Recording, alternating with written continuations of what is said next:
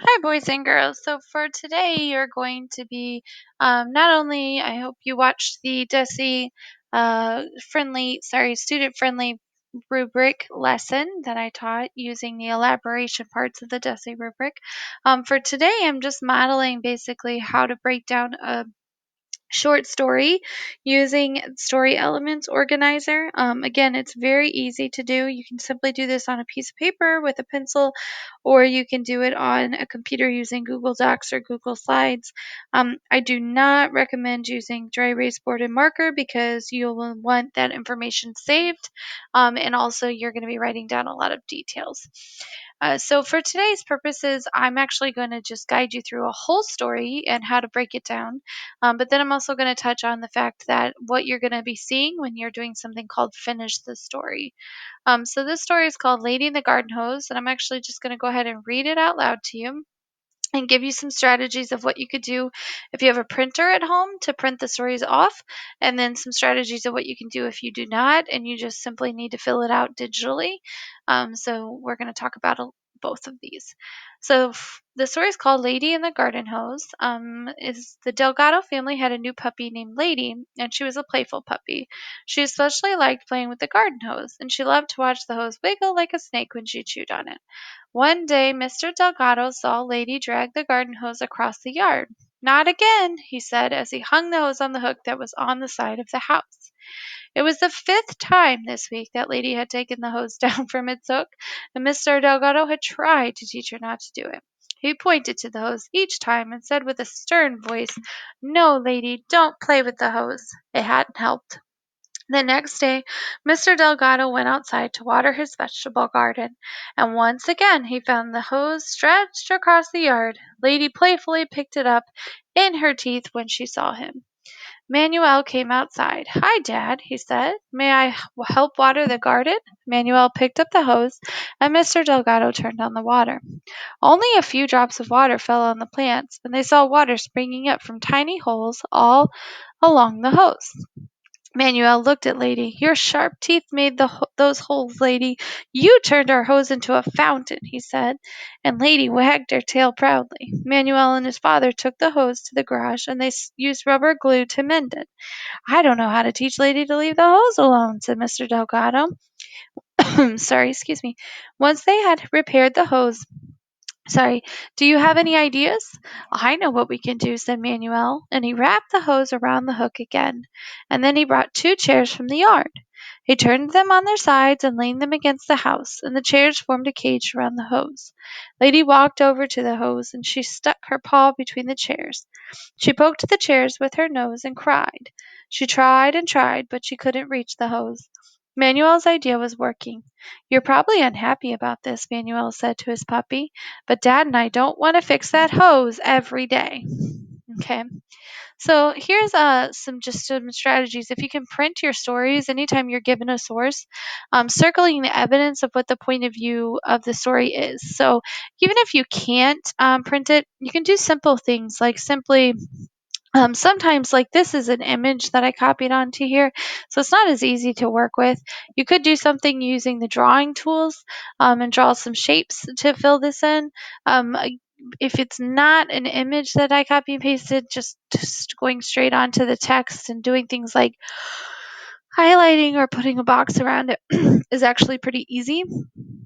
But in this case, we're just simply going to go back and look at the text together, and I'm just going to show you with my mouse. So in this case, in order to figure out if it's first person or third person, that's above all else what you need to figure out when you're using a source, especially finishing the story, which is this task that you're going to be doing over the next couple days, because you have to stay. If it's in first person, you have to stay in first person throughout the whole story. If it's in third person, you have to stay in third person throughout the whole story. If it's in the perspective of a young kid, then you need to stay in that perspective the whole story. So that's really important to realize above all else, because it will make no sense if you go from first person to third or third person to first. So in this case, we know it's simply, if even right off the bat, the Delgado family. She was playful. One day, Lady. They use character names to introduce the characters. So definitely not seeing a lot of I. I had a new puppy named Lady. Or she was a playful puppy. That would be fine. She especially liked this. She loved this.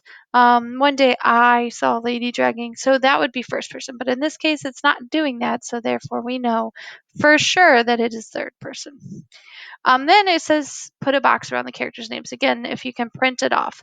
I did put a box around Manuel's, but trying to make the box on Google Docs is really difficult. So you can just do simple things like writing the characters' names down, which is why I have this down here. So this is easy to do digitally or even on a piece of paper and pencil. But you simply are going to list your character's name. So we know we have Mr. Delgado. Again, I would go back in the text and check for spelling to make sure I spell things correctly. That's very lazy if you're not doing that. Mr. Delgado, Manuel, and then we know Lady are our three characters. So I'm going to list those off. So again, you can do that on a Google Doc, Google Slide. You could do it on pencil paper. It's up to you, but you definitely want to break the stories down that you're using by character setting, problem, climax, and solution, and then go from there on what the task or the prompt is asking you to do. So in this case, we want to go back and look at the setting. Setting is where the story takes place and when the story takes place. So we definitely know it's not happening at nighttime because it doesn't mention anything about it getting late. It doesn't mention about it being dark. They're obviously outside doing work in the yard. And it simply says the Delgado family, so we know it's at their house because it talks about they're dragging the hose across the yard. So I'm going to go back to setting and I'm going to say during the day at the Delgado family's yard would be my setting. And then the problem is that Lady is constantly, right? It's not just one problem. It's kind of something that consistently happens through the story. So sometimes kids think that a problem has to be this huge, big thing, but really it could even be something that's continually happening and causing issues after issues. So Lady is constantly chewing on the garden hose. Okay.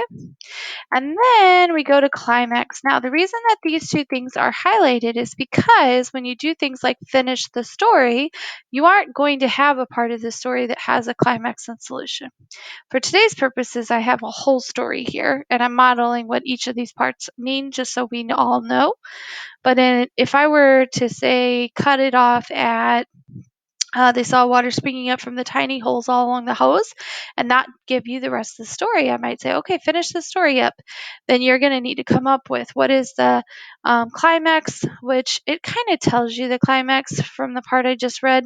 So that's where, it gets the most exciting. It's the turning point in the story. It doesn't have to be crazy big, but also it is important to have, or else your narrative or your story is going to be really boring. So we're going to just simply say like the hose. Oh, I guess it's going to be in blue. The hose. Sorry, I'm going to say Lady. I'm going to start with Lady. Choose so many holes in the hose that it sprinkles all over the yard. And then I'm going to say Manuel and his dad are trying to think about how to solve the problem. Okay, so that's kind of the turning point in the story.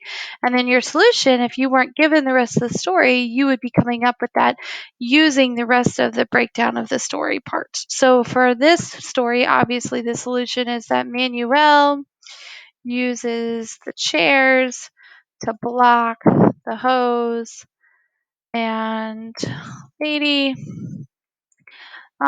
cannot get to it to mess with it basically. All right, so I did want to break it down, like I said, a whole story for you. What you're going to be doing on the apply slide today is actually completing or finishing the story. Again, I didn't put a title on it, but I did write this story, and then you're finishing the story using the details from the text. So on a piece of paper or pencil, somewhere you're going to need to write down this little kind of short organizer. Who are the characters? What is the setting? And possibly what's the problem if it gives it to you? And then how are you going to add the climax and solution to the story? And then you'll use that organizer to draft a very short ending to this story over here using this box. So this isn't where the organizer goes. This is where your actual draft goes. Your organizer you can just put on a scrap piece of paper at home, and yeah, you'll do great. So thanks for listening all the way to the end, and hope you liked the story.